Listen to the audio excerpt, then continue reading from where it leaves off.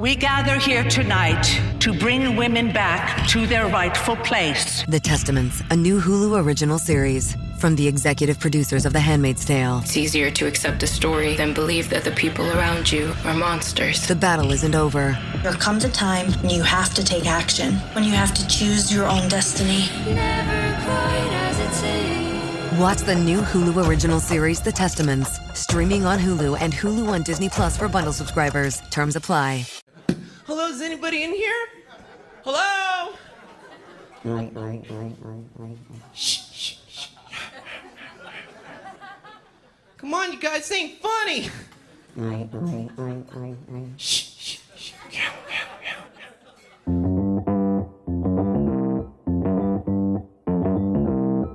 Live from Joe's mom's basement, it's the Stacking Benjamin Show.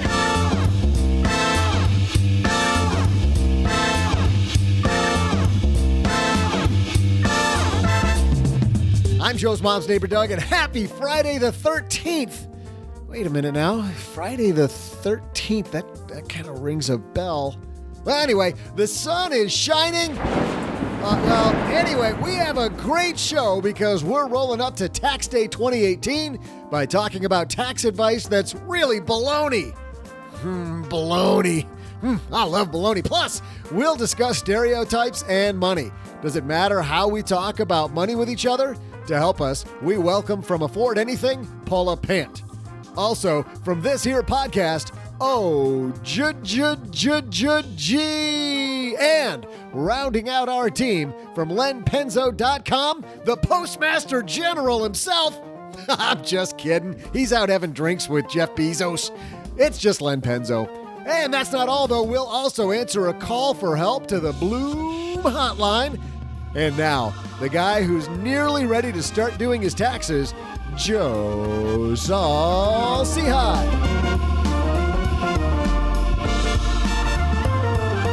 Those are nearly done. Nearly done. But we're not here to talk about this. We got a great show today, Friday the 13th show. I think that's going to be lucky for us. Well, it's especially lucky because we have with us today across this card table the one and only other guy, or as we call him, OG.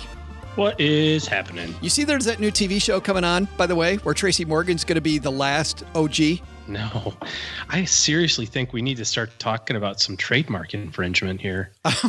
They might have the last OG, but we got the first one, just so everybody knows. Yes, the. Absolutely. And you know what else we had the first of? We had the very first Paula Pant here. I think it's the first one. I would not be surprised if I was the first and only person with this particular name, because Pant, or Pant, is a Nepali last name, and most Nepalis don't have the first name of Paula. Paula. What is their first name? Well, so the first name, fun fact about me that most people don't know, the first name that's on my birth certificate is Pragya. Yeah. But Paula is much easier for people to say, so I go by that. You don't know this, Paula, but I had a client named Pragya. Really? I did. Yep. But she wasn't from Nepal. She was from India. Yeah, it's also a first name in India. Yes, and I won't share her last name, but she was very, very nice. So she was super. So clearly not me. Clearly not you. That eliminates me. And the other very mean person on this podcast, here for another week, the badass under the city of Los Angeles, Mr. Len Penzo. That was a pause, I think.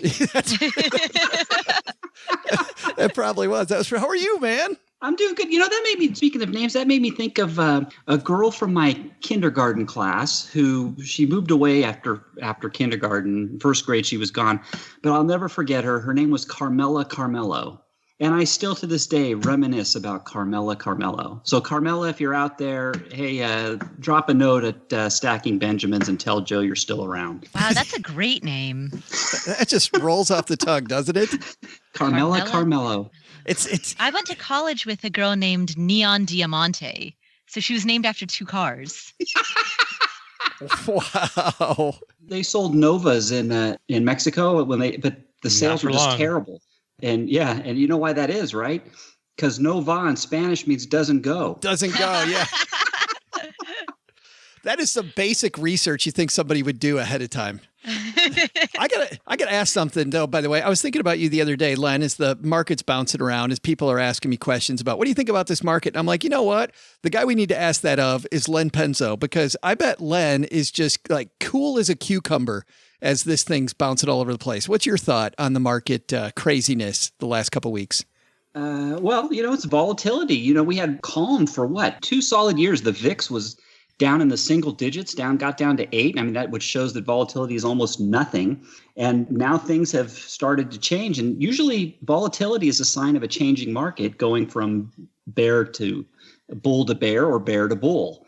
And so, of course, I'm the perma bear. So that would be logical. But you are. Yes, I sleep. It doesn't bother me one bit. And it really shouldn't. People who are in this stuff for the long haul shouldn't be bothered anyways, I guess. I think that's great advice. You know what else is great advice, Paula? Listening to a different podcast? Yes, that and maybe using TurboTax. Support for Stacking Benjamins comes to us from TurboTax. TurboTax Live, actually, which is new from TurboTax. Now, here at the last minute, you can get a personal review of your tax return while you're sweating through it with a CPA or an EA right on your screen. Talk live with a tax expert as long as you need. For tax advice to help you file with confidence, go to TurboTaxLive.com/SB. And we're also brought to you by Magnify Money. Guess what? The average person saves $450 when they head to Magnify Money to change their checking account, savings account, those credit cards not paying any rewards, or to consolidate your debt. Head to stackingbenjamins.com/Magnify Money. We have a fantastic show today. I can't wait to get into it. I can't wait to ask you your opinion of these two pieces in our headlines. So let's get this party started. Hello, darlings. And now it's time for your favorite part of the show, our Stacking Benjamins headlines. First headline comes to us from CBS Money Watch. 5 pieces of popular tax advice that are actually baloney. And even though, Len Penzo, even though Doug likes baloney, these pieces of tax advice really are baloney. Yeah, they are. And I really love the very first one, actually, is get an extension because you'll have more time to pay your taxes. I've heard people say that before. Haven't you? Yeah, I've actually heard that too. I've heard a lot of people say, well, then why do they give you an extension? I mean, why do we have a deadline if they give you an extension? And you got to remember that extension is just, it's kind of, you're still going to pay a penalty. And I don't remember what it is. Maybe OG can tell me. Unless you pay like 90% of your taxes up front, I think you're penalized if you file for an extension, right? Is that true? Well, it depends on the severity of it. Sometimes it's just one limb. Other times it's both. It can be an arm or a leg. No, but is that true? Isn't it? What you're talking about are the safe harbor guidelines for not paying, but that's before April the 15th. Your tax bill is due April the 15th, regardless of the whole kit and caboodle. Yep, you can file an extension and an extension on top of an extension and do all that sort of stuff, but paying your taxes is due April the 15th. Or this year, I guess maybe it's the 17th. Yeah, 17th. Yeah. So you get an extension. It's a 2-day extension. Len's like, I got to stop doing this podcast because I gave somebody I got to go make a phone call. I'll be right back. Hey, I'm still your tax guy, aren't I, Joe? Absolutely, man. Okay. Absolutely. Right. But don't make that mistake. I'm worth every penny. Sounds like I'm getting fantastic advice, Paula. The bad advice number 2 on here, don't get an extension. You'll get audited. I can't believe how many people have told me, well, don't do this. You'll get audited. You don't want to get audited. The problem is nobody knows what triggers an audit. Nobody actually knows. And so everybody guesses. It's kind of like, I'm trying to think of an analogy here. When nobody knows what causes X, all people can do is make a guess about that X. And so all of this mythology over don't do whatever because you'll get audited is just, it's hearsay. It's mythology. I mean, if you really want to avoid or survive an audit, just be honest on your taxes and keep good records and don't round things to the nearest 0.00. And, you'll probably be all right. It just seems to me that if you're not cheating on your taxes, Paula, does the audit really matter? Like, because I hear people that are afraid of an audit. I'm like, what do you have to worry about? You've all W-2 income. You have a house with a mortgage. Like, it's very straightforward. If they come and audit, you just show them your stuff and game, set, match. Well, it's a hassle. I think that's the biggest worry. It's a hassle. It requires time. JD Roth got audited. And his turned out okay. The IRS concluded that he didn't do anything wrong, but it cost him $1,500 because he had to pay an accountant to handle it, essentially. There it is. But that's somebody that owns a business, though. I mean, that's a different... Yeah, exactly. He had to pay an accountant to handle it because he had a lot of paperwork. And essentially for him, the audit was just stress and hours and paper shuffling and extra fees to pay an accountant. I'm going to stick with you for the next one, and then we'll go to OG. Next piece of bad advice on here. Buy real estate for the tax break. Isn't that the number one reason you tell people to buy real estate, Paula, is for the tax break? Vomit. First of all, never do anything for the tax break because that is letting the tail wag the dog. Do the thing that you think makes the most sense and then decide how to tax optimize that. Number 2, doing anything for the sake of a tax write-off means that you're spending $1 to save 28 cents. Have you ever thought about, Len, the tail wagging the dog, like how cool that would look, like a dog like wagging all over the place? I don't know. Yeah, especially if it was like a little Chihuahua or something like that. I think that would be really cool. Now, a Great Dane, I'm not so sure. I want to see Chihuahua. I think that's you have a monster dog at your house.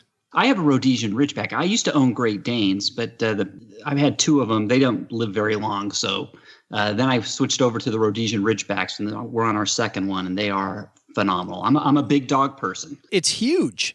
I mean, but your dog is huge. Yeah, he's huge. Yeah. Yeah, he's 120 pounds. Yeah, you ride him around the bunker. It's a pony. I know, that's what I He'll knock you over. He can knock you over. Yep. Next, he's great for the bunker. Next one I hear on here, OG, going to you is don't take the home office deduction. It'll trigger an audit. That one I hear all over the place. No. That's a big deal. Don't do it. Well, just like Paula said, this is all just make-believe. And frankly, to talk about audits for a second, a lot of this stuff is done electronically now. With all of the records that the IRS takes in electronically and the fact that you file your tax forms electronically, several years back, they mandated that tax preparers must file tax returns electronically unless what the hell? Unless herewith and therefore the client conscientiously objects against e-filing your taxes. It was a big rigmarole to actually paper file. So likely, from an audit standpoint now, it's just matching up the numbers. Hey, and I've had this happen. I think most of us have had where they say, we got a report that says you got $32 of dividends here. You didn't put that on your tax returns. If you fouled it up, no big deal. Send us a check for $12. We'll call it square. And that's the audit nowadays. It's much less likely. But on the home office piece, even they've simplified that nowadays. You can just take a standard home office deduction if you use your business or used a portion of your home for business. And it's very straightforward. You don't even have to take too much into account from a record keeping standpoint. It's just merely the square footage that you use, and you multiply it out, and boom, they give you a number. Last piece of bad advice on here. You don't have to report money from a side hustle. Everybody listening has a side hustle. Yes, you do. Yes, you probably do. I mean, false. Yeah, that's right. Yes. Yeah. But I love this on the end, and then we'll put this to bed. I love the end of this piece that says, unless they're qualified tax professionals, your neighbors, in-laws, and coworkers probably aren't the tax gurus they say they are. And I think we leave it there. Our second piece comes to us from Refinery 29. Hey, Joe. Yeah. I just got to bring up one thing. Sometimes the audit works in your favor too, because like OG was talking about, I got something from the IRS saying that I had made a mistake and it was in my favor. And I got an extra $50 or something like that. When's the last time I've ever had that? Yeah, I know, right? I mean, this was many years ago. This is probably 20 years ago. But yes, they actually wrote me back to say that I had made a math error and it resulted in 50 extra bucks. Sounds like one of those scams where you sign the check and you just gave away something else, No, it was real. Title to your house or something. Right. That's pretty amazing. Bank error in your favor. It's like it's like the board game. So it happens. It does. Okay. All right. Our second piece comes to us from Refinery 29, and our listener and friend that I met in Seattle, Nikisha, sent this to me. The way we speak to women about money is sexist and needs to change. This written by Jess Commons. This is going to be interesting with 3 men and a woman. A woman and a women. And a women. I just tried to... terrible movie. A movie. I just tried to pluralize Paula there so that we'd have more women on this. But the second that Nikisha brought this up to me, I really wanted to talk about it because I thought it was a really interesting piece. It says, do you ever feel like, as a woman, Len, you missed the class in life where you learned all about money. Like somehow all your male friends suddenly woke up one day and knew all about mortgages and IRAs, and you were left there poring over websites trying to determine what exactly a 0% APR credit card was. Maybe it's just me, but compared to the men I know, my confidence with money is literally zero, zilch, nada, which ironically isn't far off what my savings account holds. So my interest was piqued when I found out about a new study which claims the language used to speak to men and women about money is very different indeed. Starling Bank, one of the new wave of smartphone-based millennial-focused banks, has analyzed the difference between how male and female-centric media outlets speak to their readers about money, and the results show some inherent and problematic differences. The study looked at 300 stories, and researchers found that women were defined as, quote, excessive spenders across 65% of the articles aimed at them. They were advised to, quote, limit, restrict, and take better control of shopping splurges. In contrast, Starling Bank says the language of the men's articles implied that financial successes made readers, quote, more of a man. The articles use words like dare to encourage men to invest and to spend to achieve power. Back over on the women's side, though, 71% of articles encourage women to seek out, quote, vouchers, discounts, bargains, and coupons to save money. First of all, I want to get to this piece, the research as laid out. Paula, do you feel that? Yeah, I completely agree with what this article is saying. I've seen this across a lot of articles. Typically, when women are addressed in the financial media, it's addressed with the idea that women are shoppers, and that applies to clothing and shoes and makeup and accessories, yes, but it also applies to household shopping, such as, you know, the assumption that women are the ones who are in charge of purchasing the laundry soap or the just various household goods, right? Toilet bowl cleaner.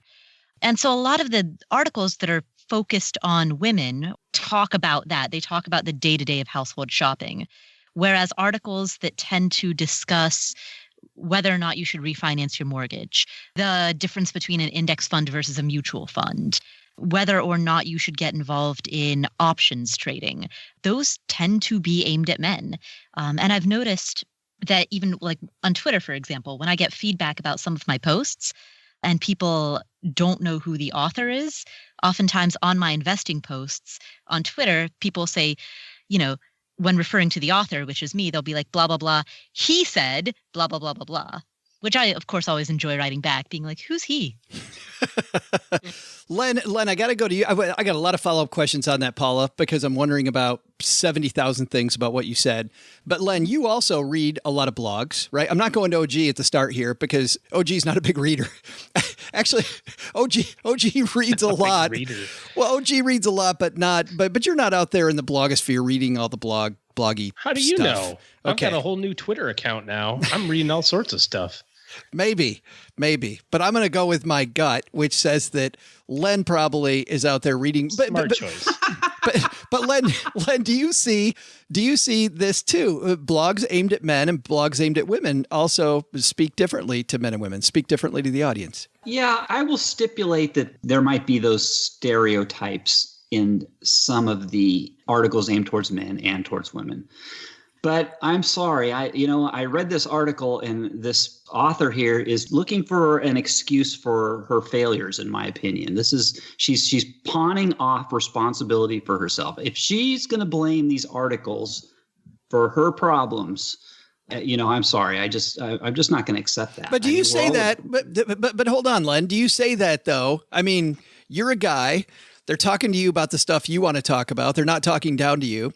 And it's funny and I've certainly never been in this position myself, but having friends that are minorities, like I grew up in a very homogenous community, right? And before I started hanging out with friends of mine that were minorities in different ways, sometimes in ways that nobody around them knew, right? Maybe they were gay, people didn't know. You would have people say stuff and all of a sudden my eyes open that there's a lot of talk that kind of goes over my head because of the fact that I'm a middle-aged white dude. Okay. Well, so do you think it's the same? Do you think it's the same for you? Do you think you're missing it? What I'm saying is there are centrist articles as well, right? There's Kiplinger and you read these investment articles, you go on Morningstar, you go on wherever, there's plenty of neutral, Money Watch, right? There's plenty of neutral stuff out there as well. So It's just, to me, it's just a cop-out. I'm sorry. It's a cop-out to think that you're going to read some articles from, if you're a female, and you're going to read from a female-centric with some percentage, not 100%, but some percentage of those maybe being stereotypical as was described here, and having that influence you to the point where you've completely failed in or you're poor with money, and to blame it on those articles is just a freaking cop-out, in my opinion. That's just how it is. That's how I feel. And I don't think I'm being insensitive at all. I think that's just a fact. And I think that's just, I know it's probably not popular. You can send all your letters, folks, to lenpenzo.com. Don't send them to Joe. You can yell at me. Well, no, I think there's a part of you that's incredibly brave taking that position, because when I look at this article, I somewhat agree with you too. She says she knows nothing, and then she goes, but the media is responsible, right? And so, part of me rolls my eyes. But the whole thing is an excuse for that. Well, I don't think it's the whole thing, though, because to Paula's point, and Paul, I want to get back to you. I'm wondering, when it comes to the audience and the perceived audience, right? Are more of those articles written that way? Because historically in a family, you would have women that historically took care of one half, and that would be the grocery shopping, the clothing of the family, right? The stuff around the house. And the man took care of the investments, right? In a traditional 1950s style marriage, that's what you had. And so is it authors going where the audience is, which increases readership because that's the way a lot of families are, or is it sexist, or is it both? It's a bit of both. I mean, it's authors going where the audience is, and it's also authors kind of reflecting the social conditioning that they were brought up with. I've noticed that in myself, when I write and I give examples of profligate, unnecessary spending, it's very, and I'm searching for boilerplate examples, for soundbite examples. It's very easy for me to reach for the example of manicures and pedicures, right? But I'm not reaching for the example of putting like really fancy rims on a car. Both of those are golf clubs. Exactly, or golf clubs. Both of those are examples of not necessarily wild discretionary spending, but things that could be cut if you wanted to pay off your credit card debt. And yet I reach for the female example. So even myself, I find myself doing that. And maybe that's because of the things that I as a woman would be more likely to spend money on, or maybe that's because of social conditioning, or both. But I guess the broader answer to your question is that sexism often is subtle and internalized. Yeah. No, I totally... I've got a question for you, Joe. So as you were talking about this, I was thinking about, I've got two boys who are 11 and 9. Yeah, 11 and 9. And then my daughter who's 2.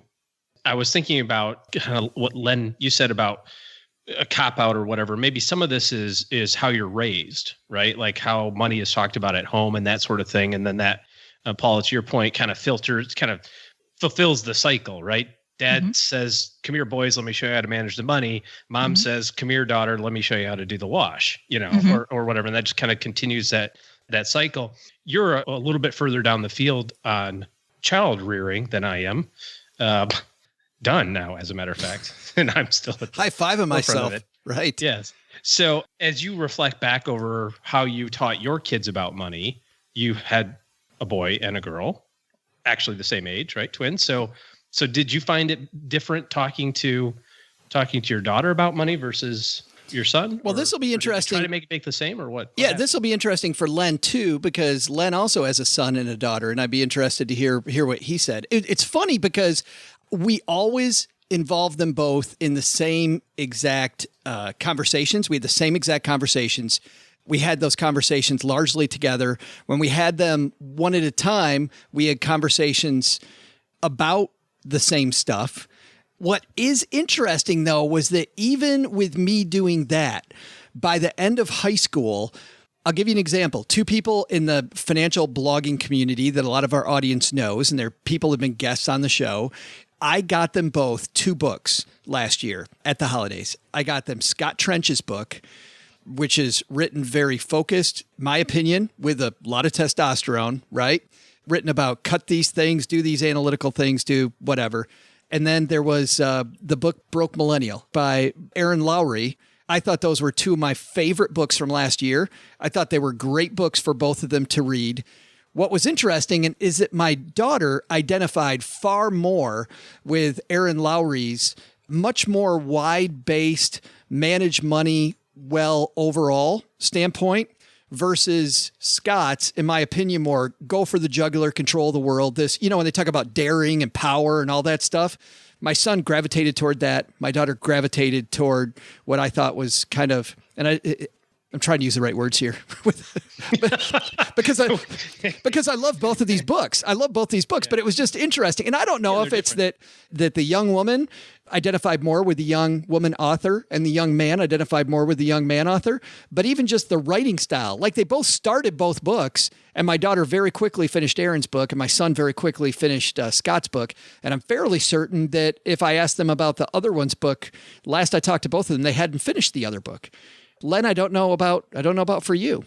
Well, same as you. Usually when I talk to my kids about money, it was at the dinner table, and all the lessons were over the dinner table. So they were there together, and it was just spoken, as a family thing. So, I didn't talk to either of them any differently. I treated them exactly the same. So maybe that's part of it. The honeybee was there. We were all around the table and we all talked.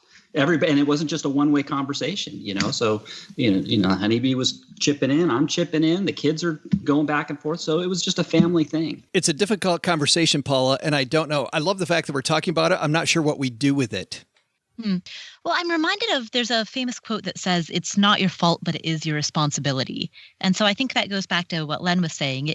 It may be true, and in my opinion, it is true, that the media talks to men and women differently about money, and often talks to women about money in a way that blames them for excessive spending and does not encourage them to invest.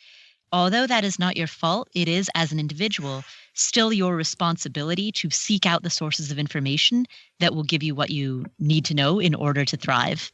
I'm going to put in a plug for Mr. McFarlane, his book. If you want a book that's written by both a man and a woman, has a male and female point of view, Control Your Cash by Greg McFarlane and Betty Kincaid. You've got both sexes there involved with that book. So, well, and I saw you guys both nodding your head about what Paula is saying. It's still your responsibility. Correct. Hey there, trivia fans. I'm Joe's mom's neighbor, Doug. And how about some trivia for Friday the 13th? Jeez, I got to figure out why that date rings a bell. There's something to that date. Well, anyway, look at that. A crack in the floor. I'll just step there. Whoa, God, who's that screaming upstairs? Trying to work down here. Keep it down, woman. Hey, and there's a kitty cat. Oh, I love cats. Ooh, and it's black. Excellent. Here, kitty. Here, kitty. Come here. Hey, don't hiss at me. Well, here's some especially good luck for you. Our trivia question. Were you banking on a banking question? If so, this one's for you. You might know that the first American bank was called the Bank of North America. Here's my question. What year did it debut? I'll be back with the answer right after the team debates their answer.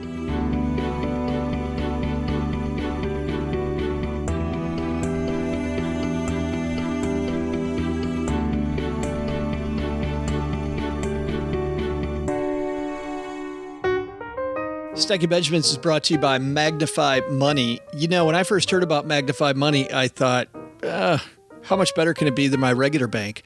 But then when I hit it, and now I'm going to do it right at this point, stackingbenjamins.com/Magnify Money, I find that there are over 92% of the stuff that's out there on the internet. So as an example, if I want to do a balance transfer, I click on compare the best offers for balance transfer, click get personalized offers, and there they are. I can put in my credit score, my current debt level, my monthly payment. As an example, if I want to do a balance transfer card, they tell me that the best offer comes to us from Chase Slate. It'll save me over $621 on $5,000 worth of debt compared to what I theoretically said I was doing now. It says that the fine print score is a B, a little complex. It's a 15 months, 0 fee, and a 0% promotional rate. And then I have 5 user reviews of that product. See how easy that is? Then the next is City Diamond Preferred, Founder's Card from PSECU, and so on. I not only can compare and save there, but also on cashback rewards, on savings accounts, on checking accounts. In fact, let's check checking accounts while we're here. And if I update my results, saying I have $11,000 in a checking account, we're up to 2% now, guys. Poplar Direct. However, there's a warning there. The grade for the fine print gives it an F, and then 1.85 for Salem 5 Direct, which has a fine print score of B.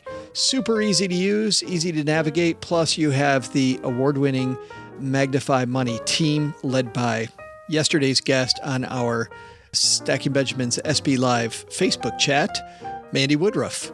The same Mandy Woodruff from the Brown Ambition podcast. StackingBenjamins.com/Magnify Money for more.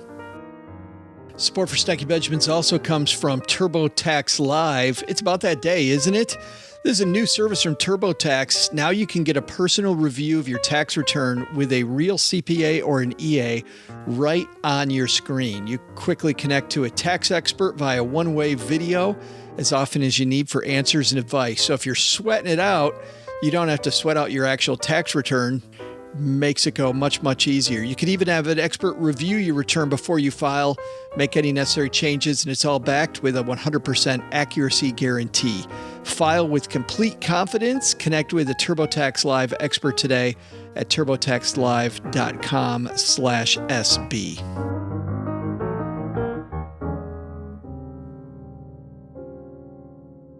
All right, we got to do it this way, guys. We have to, and by the way, this is the first week we're playing the actual deliberation game so people can hear this. But I think the rule's got to be if you won the week before, you got to go last. Like we go in reverse order. What do you think? All right. Sounds fair. All right. All right. I say if you win the week before, you got to go first. No. That's got to commit. Easier. Oh, I'm sorry. That's what I meant. Yeah, you got to listen to Paula. Yeah, that's fair.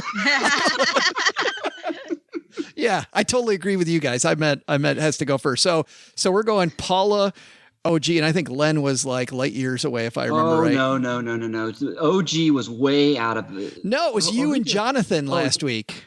That's right. Remember, you were like way out of bounds. He was way out of bounds, and you were second. So all right, you're right. The time before, I was way out of bounds. Yeah, I'm always out of bounds. Well, so all right. So, and maybe we should keep a running total of who's winning. Yeah, we'll do that. Paula's 10 and everybody else 0. Here we go. Slate's clean today. So, starting with Paula. Paula, what year did the Bank of North America appear as the first American bank? Okay, so here's my thought process on this. So the Bank of North America would not have appeared until there was some type of agreement that there would be interstate commerce, that the United States would be a continuous place that had the same currency, such that they would all need one bank. So I'm reaching back into my memory to try to remember like when the Articles of Confederation happened, and I don't know that. So I'm just going to say 1760. All right, OG. Wow. Okay. So 1760 is on the table. I'm not as linear as Paula, I don't think. So country, 1776. Constitution was like 1781, I think, right? Bank of North America. I was going to go low also because I think the bank's got to be around before the country's around. When did we first come over here? Like 1590 or something? I didn't. 1492. Oh, that was Columbus. The Yeah, that was Puerto Rico and stuff. I think Jamestown was in the late 1500s. Before Jamestown, there was Roanoke, though. I'm not going that early. So let's go. Yeah, but they all perished, didn't they? 1695. 1695. The day OG took a dive. I don't know. All right, Len. So let's see. North America broke away from Pangea about 3 billion years ago. But remember, it wasn't until Amerigo Vespucci that you got the name America. You know what? I have no freaking clue. What did Paula say? 1760. I'm going to say 1761. Oh, are you kidding? Of course he would. Len already is hated by 3/4 of our audience because of and he just sealed the deal. All right, Doug. So Paula's at 1760, Len's 1761. Paula's got to nail it, and OG's at 1695. So he's got 1695 to 1760. What's that? Don't you hate that on The Price is Right? I do.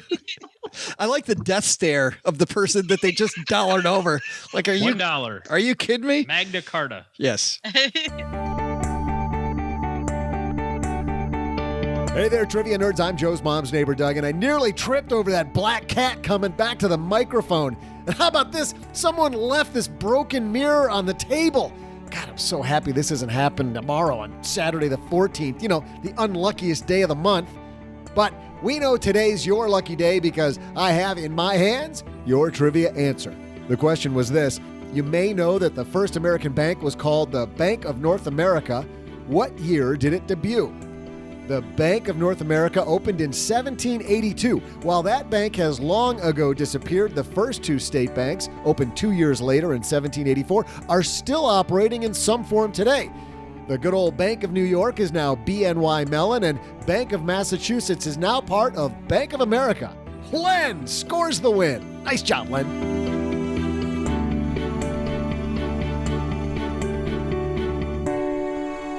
Paula, how do you feel? Ooh, man. Well, with the Constitution. Darn it. I was in the correct ballpark, and it was wise of Len to recognize that and tailor his answer accordingly. Well, I got to admit, Paul, if I would have went first, I would have gone with my Pangea logic, and I probably would have said something like, 2 million BC. So the good news is, though, Paula, you get the next laugh next week, right? Yes, because OG's going first. You get to go second. Actually, I take that back. Len's going first. Yeah, I get to go last. Len's going first. You're going second. And OG is going to step on top of you, Paula. That's basically, it's not going to work out in your favor again. Hey, this is payback for Paula's wild-ass guesses she was doing earlier, too. Remember she was pulling those out and hitting it and nailing it. Just nailing those three-pointers from half court, right. Guys. Looks like somebody needs help. All three of those O's sponsored by Bloom, a smart, simple 401k management. It's that time of year again. We all made good-natured New Year's resolutions. You made a ton of New Year's resolutions, didn't you, Len? I sure did. And one of them was to always say Bloom, Bloom. Then April hits and you can't even spell New Year's resolution. Well, this year's different. Make a resolution right now to get your retirement on track and fix your 401k with Bloom. That's Bloom. With 3 O's. Sounds tough. It's not. In fact, it only takes 5 minutes. Head online to stackingbenjamins.com/Bloom to find out more. With Bloom, you can simply connect your existing 401k in a few easy steps, then sit back and relax while Bloom performs an unbiased analysis of the funds in your account and chooses the best mix to meet your goals while minimizing hidden investment fees. That's stackingbenjamins.com/Bloom and enter promo code SB. Len's favorite promo, by the way.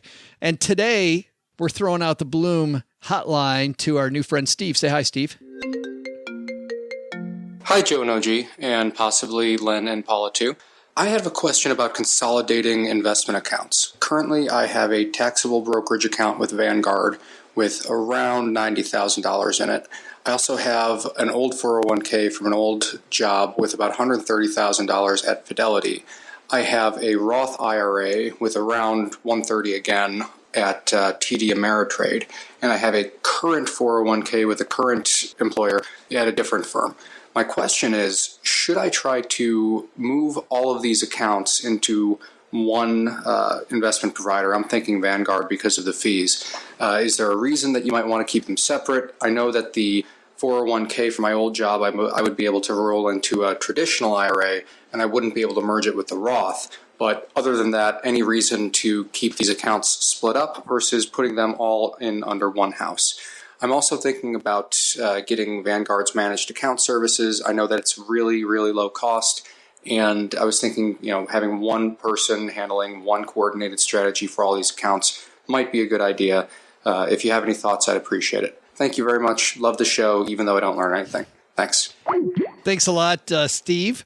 What do you think, Len? Should he put them all in one place or should he keep them separate? I know what I would do, Joe. I would put them all in one place just from a management perspective and to be able to keep track of those things. The fact that you'd have 4 or 5 different accounts, just, oh my God, all the paperwork, just thinking of all the paperwork you get all the time is enough to give me a headache. So yeah, I would definitely consolidate. Yeah, Paula, agree? I absolutely agree. Given that each type of account that you've named has different tax treatment, you're right. You won't be able to literally combine these accounts, but you can certainly house them under the same brokerage firm. And I think Vanguard is an excellent one to go with, exactly as you said, because of the fees and because of their co-op structure. So I would roll everything into Vanguard and then have it all under one big happy umbrella. Now, with regard to the managed account services, the ones that Vanguard offers is very low fee. I don't see any reason not to do that. The only kind of asterisk that I would put here is that if you have a spouse or a partner and that person's retirement account will also be, closely tied in with yours, their retirement plan will be closely tied in with yours, then make sure that you're managing the accounts in a way that looks to that, even though the accounts will technically be separate. OG, any downsides that some way Steve might step in it by putting them all together? I can't think of one. I mean, all the things that both of them just mentioned are really about aesthetics, right? You want to make your life as easy as possible, whether you have somebody that's doing it for you with the managed account stuff at Vanguard or you're doing it on your own. Having it all in one place is going to help a ton. The other thing that I would think about, because of the different type of accounts, you also want to think through how you invest in each one of those accounts. I'm not a big fan of having 3 identical allocations in 3 different accounts, right? So you've got a brokerage account, an IRA, and a Roth. I wouldn't have all 3 of them look identical. It's inefficient from a cost standpoint, even if you're only paying a few bucks for the trades or something like that. I would much rather have a strategy that has, tax implications aware of where my investing is. So for example, in my Roth, if I know that money is never going to be taxable again, right? That might be the money I use that might be the portion of the portfolio that's got the largest upside opportunity. If something has the biggest, wildest upside potential, that might be in my Roth because it's all going to be tax-free. Whereas, if I'm looking at my IRA or my brokerage account, I might have different types of investments held there, but all coordinated. And to Paula's point, really important to also overlay your existing 401k plans options as well, because with your existing plan, you may not actually have really good stuff. So you got to kind of offset with what you can get out of that. Len, I love your point, because the analogy I used to use when I was a financial advisor was when you go on a vacation with your family, do you take 4 different cars or 1? If having all these different dashboards just makes it hard to manage everything. Yeah, it's just be a headache. My mother-in-law, for a while, I was managing hers just because she wasn't computer savvy. So I had to go in and do her thing. Plus I had mine, and it's like, just there's a whole another platform I had to use and learn and get familiar with. It was just a headache. It's just, I can't imagine if those were both mine. It's just, I wouldn't even want to deal with it. I will do my doom and gloom. There's one good reason I can think of for keeping everything separate, but this is extreme doom and gloom. And that is if you think Vanguard and Fidelity and I forget what else said, TD Ameritrade. If you're afraid one of those are going to go bankrupt, or go completely out of business and lose your money, then maybe you'd want to completely diversify something like that. But I think the odds of that are slim and none. So yeah, and you probably shouldn't choose them if you think they're going, that there's any threat of that. Yeah. Exactly. But if you're digging to find a reason why you would do that, that's the only one I could possibly think of. And then you're covered by insurance. OG is my standpoint. Is my back there, but still, it's going to be a hassle to get your money out of it. I think that's such a low remote possibility. Yeah, it's remote.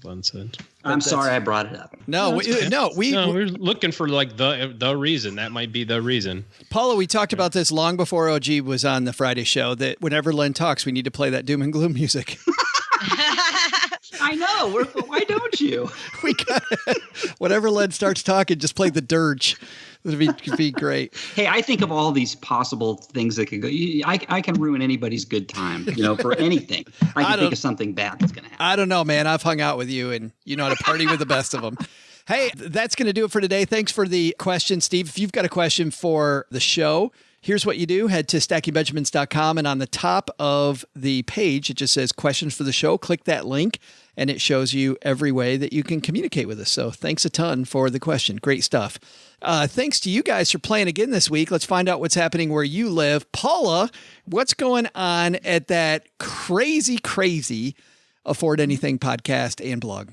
So at the Afford Anything blog, I have started writing again on a reasonably regular basis. Wow. So I have 2 recent articles. One of them describes my 10-year I don't have a job anniversary, celebrating my 10-year anniversary of unemployment. Just as an aside, She writes 2 articles in a fairly close time frame, and she tells us she's turned over a new leaf. I have. It's amazing. Like 2 back to back, and now it's a whole new thing. Oh, no. In the year 2018, I think I've published like 4 articles. That's significant given the fact that we're only at the beginning of 2018 so far. That is crazy talk. Yeah. We're like a third of the way through, but okay. Yeah. I mean, 4 articles in a quarter, that's way beyond anything that I did last year. So I'm very proud of myself. But let's talk about I'm literally patting myself on the back. You can watch it. Let's talk about the podcast, though. What's going on over there? On the podcast, we had an interview with Vicki Robin, the author of Your Money or Your Life, an interview with Morgan Housel, a former Wall Street Journal and Motley Fool columnist. We talk about decision-making and investing. And my buddy Joe Saul Seahigh. What?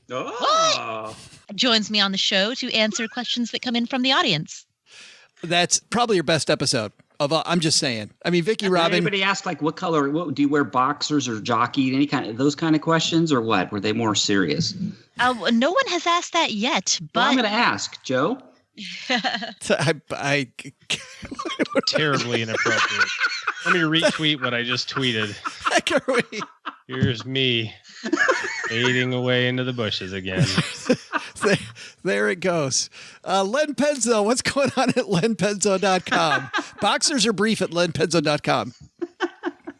Hey, let's see. This week, I've got in my continuing Living on $40,000 or Less series, I have Emily, who has been so kind to share how she lives on $40,000 or less annually. And so stop on by lenpenzo.com. Taking I thought that was about $40,000 a month. No, that's $40,000 or less annually. There it goes, OG. I thought it was $40,000 a day. That's a bummer.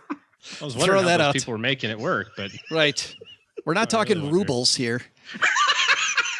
Right. That was funny. Like when we went to Cambodia, I think it was. No, it was Vietnam. We go to Vietnam and their money. They're like, yeah, that's $1.2 million. I'm like, holy cow. No, it's like $4. Like 1.2 million. This is amazing. I love this currency. I feel rich. OG, how about you, man? What's going on here in the basement with you? I really was thinking that by now I would be approaching your level of Twitter followers. Because you've been on it for 2 weeks. I've been religiously tweeting once or twice a week for the better part of at least 3 weeks now. Look at you patting yourself on the back. Where have I heard this before? Considering how many times I tweeted before. You can buy followers. You know that. I don't need to buy followers. You can do it. You want the numbers higher? Don't do it. I want a check mark. I don't know how to get a check mark, but I think it involves more than 120. And see, here's the thing.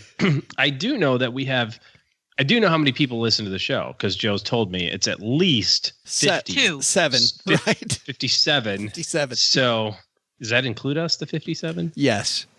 Okay. So, all right. So I can't follow myself, or can you? Listen to it? Okay. How many was on show number 1? At least 6, I think. So anyways, I really feel that I should make a concerted push here to pass Joe and at least be north of 120. Which one is the number that I should know this? Which one of the 2 numbers is the one I want to be bigger? Are we done yet?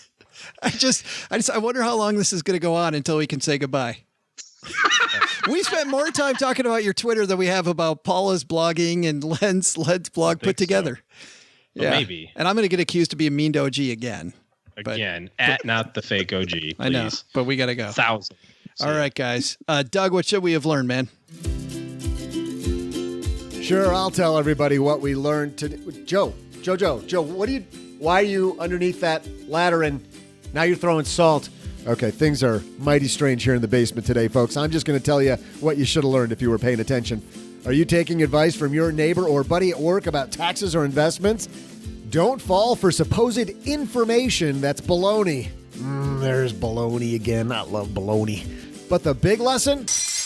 Never go just before Len in the trivia challenge. That guy'll go $1 higher all game long.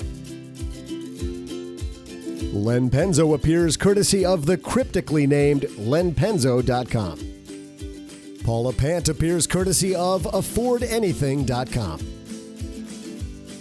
This show was created by Joe Salsihai, produced by Richie Rutter-Reese, and engineered by the amazing Steve Stewart. Online, visit us on Twitter at @SBenjaminsCast or on our Facebook page. Shannon Cowan is our community manager and social media guru. I'm Joe's mom's neighbor, Doug, and I just jumped the shark. SB Podcasts may receive payment on the show from sponsors and guests in the form of books, giveaway items, discounts, or other remuneration. There's no way you would take advice from these dorks, but like Joe's mom always says, don't take advice from people you don't know. This show is for entertainment purposes only, and before making any financial moves, consult with a real financial advisor.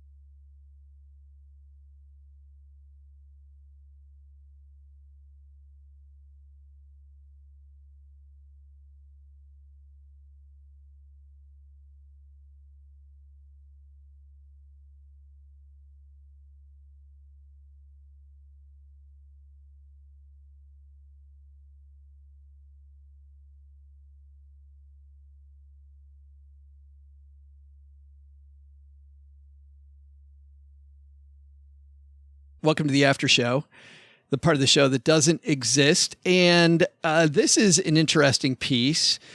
Today's Friday the 13th, and it's why is Friday the 13th considered unlucky? Tracing the origin of Friday the 13th superstitions. Listen, I thought this was by a guy named David Emery.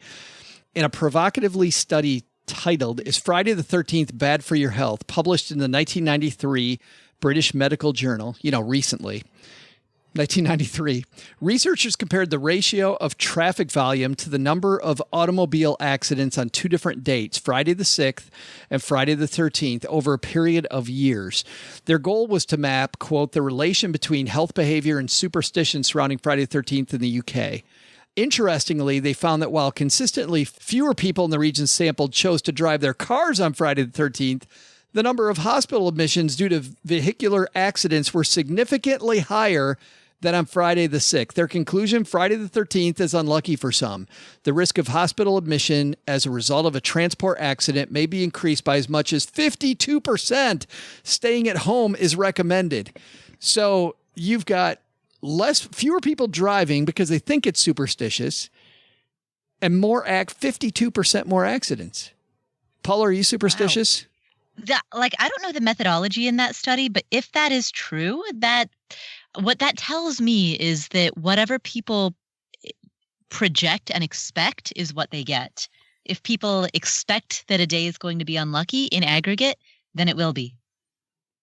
Manifest your destiny. That's what exactly. They did, right? They just said, today's unlucky, today's unlucky, today's unlucky. Your brain goes, must be unlucky. Drive like a jackwagon. Yeah. Gas brake honk. Gas brake honk. It Smash. Certainly says a lot about the what is stated happens, the acronym. But I've also seen the study, Paula. I've also seen the study about emergency rooms and about how on a full moon, right? On a full moon, emergency rooms will get all these bizarre cases, and the number goes up. The number goes up huge when it comes to emergency room visits on a full moon. That's interesting. I mean, and that's it. I understand why the mythology around the full moon would have developed, because in ancient times before we had electricity, you could see more during a full moon, which means that if you wanted to go out and party, when the moon is large would be a better time to do it than when the moon is than when you have a new moon, simply because you have more light, more visibility. Of course, now that we have electricity, that's no longer an issue. But the mythology remains. I thought Len Penzo is creating some self-fulfilling prophecies. Well, I thought Len Penzo was going to say in the old days before we had the internet. I thought she was going to say in the old days before we had the moon. Right, those are some old days. Come on, Len, you got to be a little superstitious. You think there's any truth to this stuff? No, I think it's all coincidental. I mean, you can't argue with the study, right? But I just think it's totally coincidence. I don't buy any of that. Here's what I say: maybe those emergency rooms. What if they offered a coupon on Thursday the 12th? Maybe then that would get people to not get in an accident on the 13th, and they'd get in the accidents on Thursday the 12th. That's what I would like to see. If emergency rooms offered discount coupons on Thursday the 12th, would there be an increase in emergency room visits? Oh, gee, when's the last time you got a discount on your doctor services? I do not even want to talk about this right now. You know how I feel about all that situation. That's why I went right to stir the pot. You see that? Yeah. See if we can get OG fired up about that. Hold on. Let me break off another piece of my. There is nothing you do though. Insurance. There's nothing you do, OG, that's superstitious at all. Superstitious versus patterns. I don't know. I guess I believe a lot in like what Paula started to say, which is what you think about will show up in your life. So yeah, but you don't have any sports or something like that. You know, if you think, oh, I better not miss this shot, I better not miss this putt, I better not, well, what are you doing? You're putting in your brain miss, as opposed to positive. But you got to be superstitious about it. Paul, are you superstitious about anything? I am, yeah. If there's a penny on the ground, I'll pick it up if it's heads up, and I will pass by it if it's tails up. If I spill a little bit of salt, I'll throw some over my left shoulder, which drives Will crazy because he's like, now you're just spilling more salt everywhere. Now I got to clean that up. What the hell are you doing, Paula? Takes the shaker and chucks it over her shoulder. Yeah. If there's a ladder propped up against the wall, I won't walk under it. I'll walk around it. I purposely that's the only one that's the only one I'll do, and that's because there's a real reason you don't walk under a ladder. I mean, it's a safety issue, so of course that's bad luck. The engineer with the safety issue, imagine that. Of course, that one I'm going to buy that. I had to change the battery in my smoke detector. Of course, it decided to go off at 1:58 a.m. Oh no! And our bedroom ceilings are 20 feet, and of course, the ladder that I have is like 18 feet. 6 inches. Of course. And so I'm like literally hanging on the very top, dangling, trying to do, one hand, put the battery in. So does that mean you're 1 foot 6 inches tall? Well, as anybody who's climbed a ladder knows, you can't go to the very top, Len. There's a big sticker. You don't stand on the top rung of the ladder? Hey, mister, I don't walk underneath random ladders. But I will stand on the very tip top. There's a big sticker that says, our liability policy will not pay if you stand this high, but I purposefully walked underneath it. And then I thought, boy, that was really dumb for a second. I'm about to go up on this thing. I should have probably walked around it just to be walk in reverse back. All right. Last thing for you guys, and then we're going. Favorite horror movies. Friday the 13th. We got Friday the 13th, the movie. Paula, you don't watch movies, but any horror movie that sticks out? I haven't seen very many, but one that I have seen that I really liked was The Ring. Oh, The Ring scared the hell out of me. Yeah, it's a good movie. Yeah, and then when the phone rang after that, every time I would freak out. I don't remember a phone part. Isn't the Ring the thing where if they called and then they called them on the phone? No. The Ring is I won't give away why it's called The Ring because you learn something about the character at the end and how the character died that indicates. Yeah, but isn't there a phone call involved? I thought there's a phone call involved, and when you pick up the phone, you know that there's a. I don't remember a phone call. Maybe I'm. I remember a television, and then I remember a well. Yeah, I remember the well very, very clearly. Yeah, but again, it was years ago that I saw that. Me too. So clearly, we remember that movie. But all I remember is it scared the crap out of me. Len. Well, I go back to one of the old originals, The Night of the Living Dead. I think it might be the original zombie movie. That scared the crap out of me when I was a kid. That's funny. I saw The Legend of Bigfoot or Legends of Sasquatch, and I saw it in 3rd grade. My mom got mad because I was at a sleepover birthday party thing. I didn't sleep for like 3 days after that. And then I saw it again when I was maybe 19, and it was the campiest, goofiest, dumbest movie. But in 3rd grade, I was sure Bigfoot was going to come right then. But you watch Night of the Living Dead now, and it's pretty campy. You think so? I think it's awesome. I love it. I think I can watch it again and again and again. I just love that original movie. Don't get me wrong. I think it's a really great movie. It's really well done, but still way campy now. You know what scared me when I was a kid? The Ghost and Mr. Chicken. And that was a scary comedy movie. Remember that? I don't remember The Ghost of Mr. Chicken. Don Knotts? Don Knotts went spent the night in a haunted house. Really? He was Mr. Chicken. That'd be fabulous. God, but when I was a kid, it scared the crap out of me. Paul is Googling Don Knotts right now. Who the hell is Don Knotts? Oh, gee, how about you? Joe, I made a Jack Benny reference in my recent blog post. Shut the front door. Did you really? I did. You have to go to affordanything.com and check out my blog post on, it's a blog post about your money or your life, and I intro it with a Jack Benny reference. Just a second. Wow. Hold on. Wow. Uh-huh. Hold on. Just a minute. That is the legacy that the Stacking Benjamins podcast has made on the Afford Anything blog. Grasshopper's growing up. So great. Oh, gee, how about you? Favorite horror movie? Because you don't like horror movies at all. Yeah, I don't watch any of that trash. All I think of when you ask, like, what's your favorite horror movie is the line from Breaking Bad where he says, I'm the one who knocks, right? Where Skylar is all like, aren't you afraid of all these people? And he's like, no, I'm not afraid of these people because I'm the one who makes these people afraid. I'm the one who knocks. Yeah. So when I think about like horror movies, I'm like, I don't watch horror movies. I'm the one that caused other people to have horror movie nightmares, in a prior life. But, that could be creepy. Yeah, it totally is. Yeah. In a former life. But anyway, no, I don't watch horror movies. I don't get any enjoyment out of them. My favorite was a movie called The Changeling starring George C. Scott. It's not the more recent Changeling with Nicole Kidman. It's way back. And he moves to Seattle into this really old house.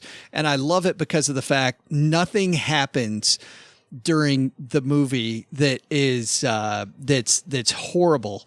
There's one scene where there's blood and it's rated R.